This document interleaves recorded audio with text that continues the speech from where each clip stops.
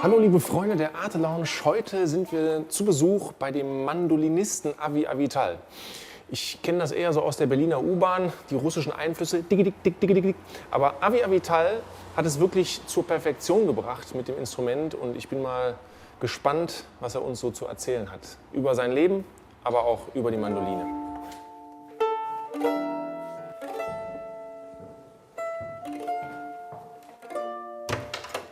Hey, Andreas. How are you? Avi Avital, Hello. Mandolinist aus Israel, Yeah. but you live in Berlin. Yeah. Exactly. Cool. I mean, there's die Spüle. You think that that you don't put the water here, or Well, you know, or this is my way to try and learn the German. I put stickers on all. Look, the Schrank and the Fenster and all this work that helps me a little bit to catch some more words in German, because till now I've been a very bad student. I have a lot of travels this year. Probably about more than half of the time I'm away. And do you like it? Very much, of course. I got to see some, especially this year, some places that I've never been in before. All amazing. I mean, every time it's a new experience, new audiences and new sights and new colors and smells and tastes. Yeah, I saw New York Times was saying that that you played excellent, and congratulations for this. I mean, Thank you. And is your aim that you want to make the mandolin more popular, or that you want to make the music more popular, or that you want to make yourself more popular, or all together, or what? Yeah, well, the fact that I'm playing a mandolin, sometimes I forget that I play the mandolin. It's not really about the mandolin. It's about the music making. The mandolin is an instrument. It's like any other instrument, any other tool that you're using to make something. So it's not really... The mandolin is my voice. Why? Because when I was young, I started to play the mandolin. Beyond saying that, I think the mandolin is a beautiful, sweet instrument that has a little bit disappeared from concert halls since the past 100 years, actually. So what I find myself doing is to bring it back a little bit to concert halls, to like make a renaissance of the mandolin, because it used to be a very common instrument, especially in the nobility, in the courts, the noble courts of Italy. It was a saloon instrument, concert instrument. So yeah, introducing it to big concert halls is something that I'm doing.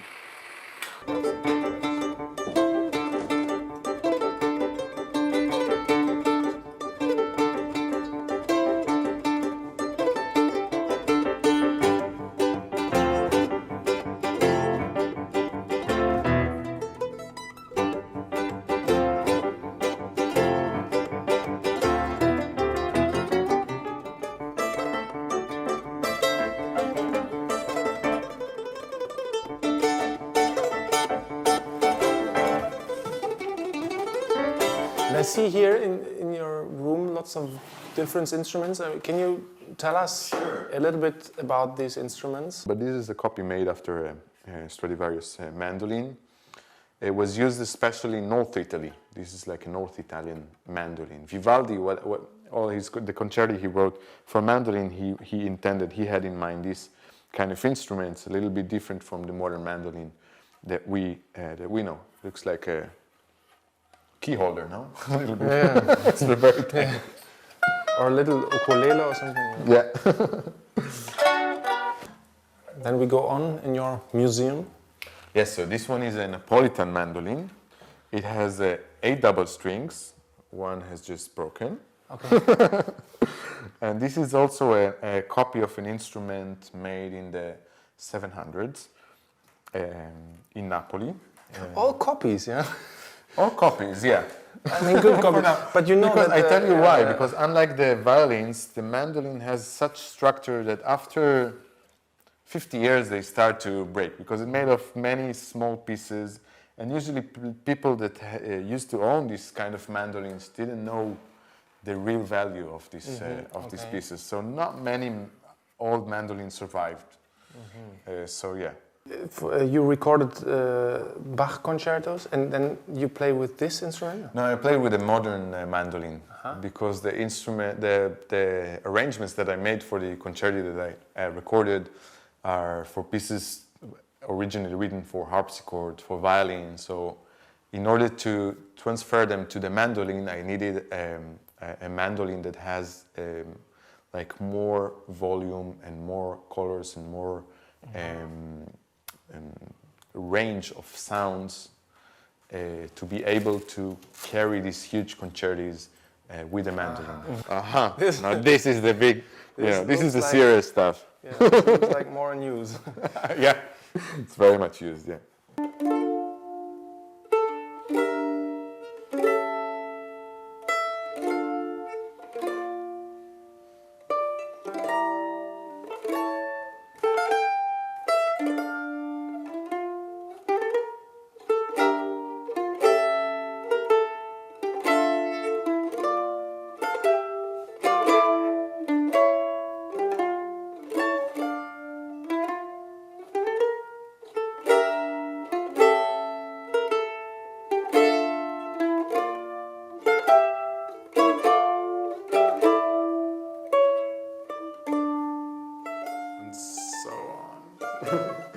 This is a guitar, okay. Yeah. You said this is the most popular instrument, that's why you have it here. Exactly. No, I have it here because this is my first guitar. When I was 16, I had this, this phase that every 16 years boy gets. Forget about the mandolin. Who cares about classical music? I want to be a rock star.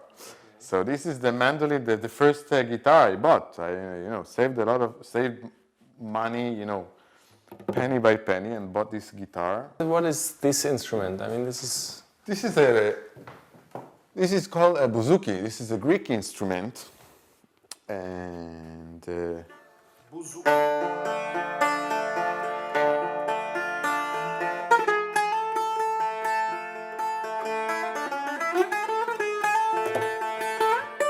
most of my pictures are at my mother's house in Beersheba, but there are some pictures I bought with me here. That I wanted them to be with me. So this one is me when I was like 3 years old, I guess, in Beersheba. Beersheba is a small town in the south of Israel. It's near the desert. This is me with my parents in the beach in Israel. Maybe, I think it's north, it's in Akko, actually, when I think of it. Northern part of Israel. So there you are already 10? 10, yeah. Maybe less. Yeah, something like that. And you started with 8 years old, the mandolin, and then immediately with Bach. I mean, this is not normal, no? Okay, the full story about the teacher in Beersheba, Simcha Natanzon, his name, is that he was a violinist, and he immigrated from Europe in the 70s. He came to Beersheba, which is, as I said, this small town near the desert. And he introduced himself in the conservatory and said, I'm a great violin teacher. I have this and that. I made concerts here all over the world. I want to have a job here. And they said, sorry, we have already a violin teacher. But if you want, we have in the garage, we have some mandolins. We got a donation of 30 mandolins. We have no idea what to do with them. You can teach mandolin. He says, no way, I'm a violinist. But apparently the option was just to have no job or to do something else that is not connected with music, because back then, it's a small city. They didn't have a lot of work to offer him. So he said, okay, I'll teach mandolin. So even though he wasn't a mandolin player, but a violin player, because it's tuned the same, he started to teach mandolin, and he created this mandolin orchestra. So also I think because of that, we used to play as students a lot of violin music and a lot of Bach. He was a big Bach fan.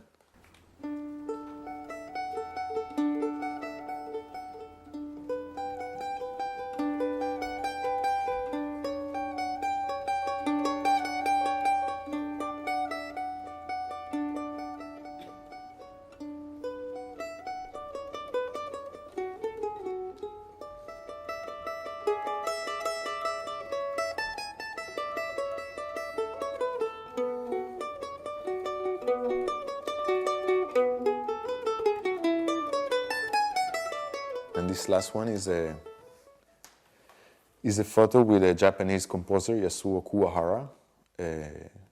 He was a very important mandolin player and a composer that composed most of his pieces for mandolin from Kobe, from Japan. And one of his compositions, improvised poem, I play a lot. Almost every concert that I play solo, I play this composition. He's very much appreciated in the world of mandolin players. He's really brought the mandolin to its extremes, speaking of like virtuosically wise speaking. Could you play for us a piece from Kuwahara-san? Yeah, sure.